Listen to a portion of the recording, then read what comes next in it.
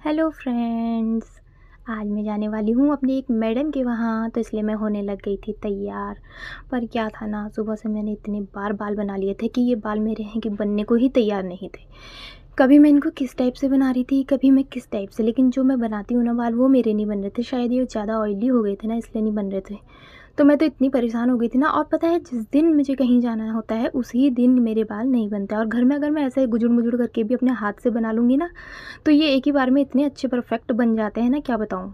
यहाँ पे मैंने इतने बार ट्राई कर लिया था ना, तो सच बता रही हूँ, मैं थक गई थी बना बना करके। पर ये है कि बनने का नाम ही नहीं ले रहे थे। फिर एक बार मैंने कहा चलो एक बार फिर से ट्राई करते हैं। फिर मैंने इनको फिर से खोला और सच में मेरा मन तो कर रहा था मैं ऐसे ही चली जाऊँ, पर क्या करें, जा तो नहीं सकती थी ना, क्योंकि मुझे बाल खोलने की आदत नहीं है। ऐसे हेयर स्टाइल मेरा वही रहता है हमेशा। लोग भी मुझसे कहते हैं कि कभी तो चेंज करो, पर क्या करूँ, 4 तो मेरे सर में बाल हैं, उसको क्या ही चेंज करूँ अपने हेयर स्टाइल को। फिर मैंने एक बार और ट्राई करा था, तो फिर शायद लगभग उतना तो नहीं, लेकिन हाँ ठीक ठाक बन गया था। तो फिर मैंने कहा चलो ऐसे ही जाते हैं। और फिर उसके बाद मेरा हेयर स्टाइल बन के तैयार हो गया था। और आज मैं आपको बताऊंगी पहुंचने के बाद कि मैं कहाँ गई हूँ। तो चलो फिर मैं आपको ले करके चलती हूँ और जल्दी जल्दी निकलते हैं घर से। तो फिर मैं यहाँ पर अपने इयररिंग्स पहनना भूल गई थी, तो मैंने कहा जल्दी से पहन लेती हूँ, क्योंकि ना मुझे बिना इयररिंग पहने हुए कहीं भी जाना बहुत गंदा लगता है। बहुत ज़्यादा लोगों को आदत होती है ना कान में नहीं पहनने की कुछ भी, पर मुझे आदत है। लेकिन मैं हमेशा कान में ज़रूर पहनती हूँ, चाहे मैं कुछ भी भूल जाऊँ, लेकिन इयररिंग पहनना नहीं भूलती। फिर मैं निकल गई थी। रास्ते में जाते जाते मैंने कहा चलो इधर उधर देखते देखते आधे रास्ते तक तो मैं पहुँच गई थी। फिर मैंने कहा अभी तो टाइम लगेगा जाने में, क्योंकि थोड़ी ही दूरी पे जाना था। फिर यहाँ मैं पहुँच गई थी अपनी मैडम के वहाँ। ये है मेरी ऐपड़ की मैडम, जिनसे मैं अपने ऐपड़ का ज्ञान लेती हूँ। ये मुझे सिखाती हैं। फिर आज मुझे इनको कुछ वर्क देना था तो मैम मुझे कुछ बताने लग गई थी यहाँ पर कि माता लक्ष्मी के पैरों की उंगलियाँ तूने ज़रा फैला दी हैं, इनको थोड़ा पास पास बनाया कर। तो जो जो मुझसे गलती हुई थी वो मुझे बता रही थी। और यहाँ पर फिर हमने बहुत सारी बातें करी। तो मैम बोलने लग गई थी कि मैं तुझे बताऊँगी तुझे कैसे बनाना है। मैंने कहा ओके। तो फिर ऐसे ही अब होता है ना, नानी दादी का प्यार तो हमें कभी नहीं मिला, तो वो अपना ही जैसा लगता है। तो फिर जहाँ जब भी आती हूँ तो मुझे लगता है कि मैं अपने ही घर में आई हूँ।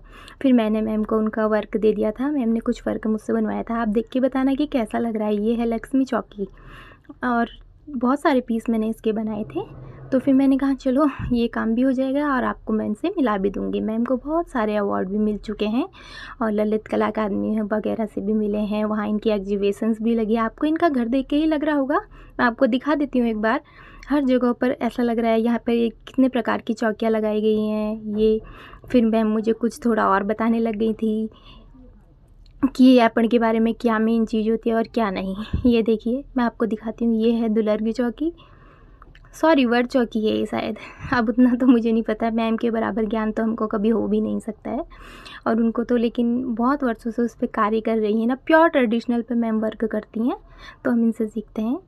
और यहाँ पर दोनों साइड एक एक ऐपल लगा हुआ है, बहुत बड़ा। आप यहाँ कभी आएंगे ना, आपको देख के लगेगा कि वाओ मैं कहाँ आ गई। इतनी पॉजिटिविटी है ना मैम के वहाँ पर, बहुत ज़्यादा ही पॉजिटिविटी है। फिर मैम के वहाँ वर्क दे रही थी, तो मैम ने देखा और उसमें एक कमी रह गई थी।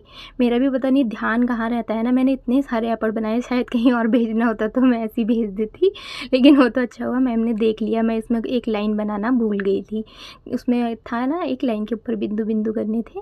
तो मैंने कहा ठीक है चलो मैं यहीं पे बैठ के कर लेती हूँ। फिर मैम ने मुझे सामान ला करके दिया और ब्रश और ये सब ला करके दिया। तो मैंने कहा ठीक है मैं यहीं पे बैठे बैठे इसको पूरा करके आपको दे देती हूँ करके। फिर मैं काम करने में लगी हुई थी और मैडम हमारी चली गई थी कुछ ना कुछ बनाने में। समझ गई थी कुछ ना कुछ लेने गई होंगी, क्योंकि मैम ना इनके वहाँ कोई भी मेहमान आए किसी को भी बिना खाए पिए कुछ नहीं जाने देती। इस उम्र में भी मतलब इतनी एक्टिव है वो, इतनी एक्टिव है कि मैं कुछ कह ही नहीं सकती। हमारे तो अभी से हाथ पैरों में दर्द रहता है, कभी सर दर्द कभी हाथ पैर, यही बोलने में हम रह जाते हैं कि हमें बहुत दर्द हो रहा है। लेकिन उनको देख के इतना मोटिवेशन मिलता है ना, बहुत ज़्यादा। फिर यहाँ मेरा वर्क पूरा हो गया था और मैंने ये रख दिया था। तो इसके बाद मैम पता है मेरे लिए क्या लेके आई थी, उन्होंने बनाया था भटका ज्वाला। तो उन्होंने कहा कि ले थोड़ा तू भी टेस्ट कर ले। और पता है आपको सच में, मतलब किसी के हाथ में जादू होता है ना, वही जादू मैम के हाथों में है। वो कुछ भी बना ले, कुछ भी इतना टेस्टी बनाती है ना, मैं क्या बताऊँ। तो फिर मैंने सोचा चलो पहले हाथ से खा लेते हैं। तो मैंने एक बार ट्राई करा और खाते ही जो मज़ा आया ना, आपको बता नहीं सकती क्या टेस्ट है उनके हाथ में। तो वो बताने लग गई थी कि मैंने ऐसे-ऐसे बनाया है, ये बनाया है, बहुत ही ज़्यादा ये टेस्टी हो रहा था। लेकिन क्या हो रहा था ना कि वो ज्वाला था तो वो हाथ में चिपक रहा था। पहले तो मैंने सोचा कि चलो हाथ से खा लेती हूँ, पर मेरे से नहीं खाया गया। तो फिर मैम ने बनाई थी पनीर की सब्ज़ी और मिक्स वेज वो भी लेके आए थे। तो मैंने सोचा कि चलो सब्ज़ी ट्राई करते हैं, पर मुझे पता नहीं था पहले ये पनीर की सब्ज़ी है। मैंने थोड़ी-सी ली क्योंकि मैं पनीर की सब्ज़ी नहीं खाती हूँ, मुझे पसंद नहीं है ना पनीर की सब्ज़ी, इसलिए। एक बार मेरी तबीयत ख़राब हो गई थी पनीर की सब्ज़ी खा के, तब से मैंने पनीर खाना छोड़ दिया था। तो फिर हमने ऐसी बहुत सारी बातें करी, खाना खाते वक़्त मैम मुझे अपने कुछ किस्से बताने लग गई थी कि अचार कैसे बनाया जाता है और किस टेक्निक से मैं अचार बनाती हूँ।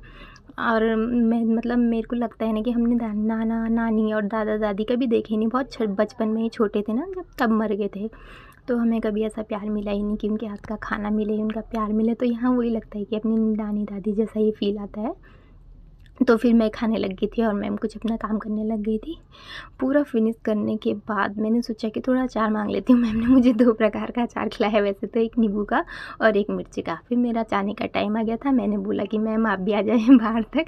मैम मुझे छोड़ने बाहर तक आ गई। ऐसे हँसते-खेलते हमारा दिन चले गया और मैं बाय-बाय बोल के मैडम को निकल गई थी। ये देखिए उनके घर की सीढ़ियाँ, लग रहा है ना एयरपोर्ट का ही कुछ स्टूडियो टाइप का। तो फिर मैं चली गई थी अपने घर को और फिर मेरा कुछ मार्केट में काम था, तो वो मार्केट में काम करते-करते मैं पहुँच गई थी। आप मुझे बताना आप सबको मेरा ब्लॉग कैसा लगा, और अच्छा लगा हो तो प्लीज़ सब्सक्राइब करना। मैं आपको मिलूँगी अपने नए ब्लॉग में। हाँ, और सब एप्पल के बारे में भी मुझे बताना आपको कैसा लगा। Bye bye.